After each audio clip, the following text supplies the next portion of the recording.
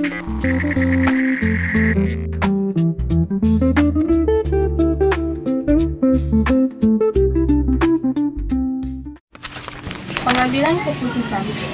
keputusan adalah sikap terakhir. Sikap terakhir atau segala sesuatu yang berkaitan dengan putusan yang sudah dipertimbangkan, yang sudah disepakati oleh beberapa pihak.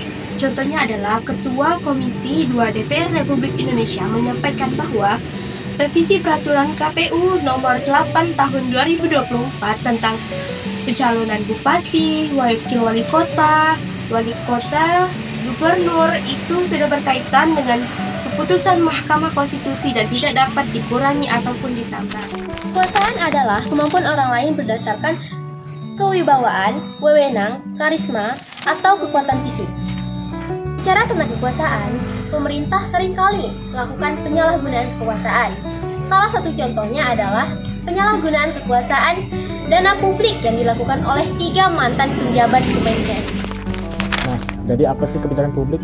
Kebijakan publik adalah serangkaian tindakan atau keputusan yang diambil oleh pemerintah untuk mengatasi masalah atau isu yang dihadapi masyarakat.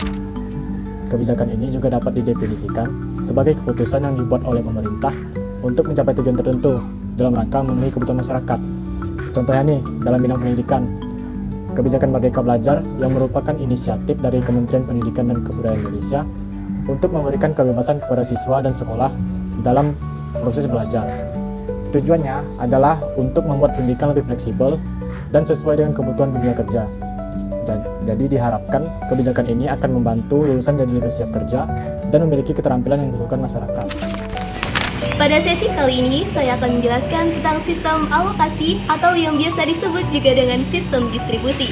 Menurut Kamus Besar Bahasa Indonesia atau KBBI, alokasi merupakan suatu pembagian dana atau uang yang digunakan untuk menyediakan keperluan-keperluan tertentu.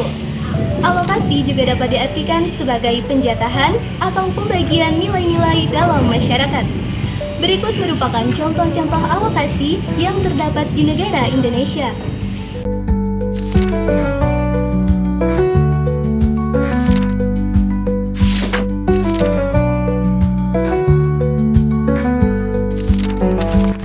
Dari Halo Edukasi, Miriam Budiarjo, seorang ilmuwan politik, menuturkan bahwa konsep negara bagaikan organisasi yang berada dalam suatu wilayah dan memiliki kekuasaan tertinggi serta ditaati oleh rakyatnya.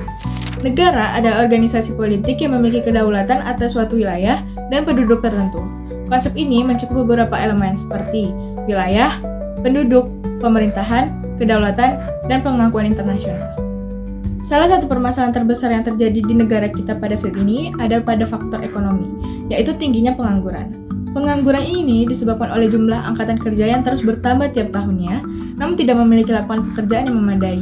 Dari permasalahan ini juga dapat menyebabkan berbagai dampak, seperti kemiskinan, masalah sosial, ketimpangan ekonomi, peningkatan beban fiskal, dan berbagai permasalahan ekonomi lainnya.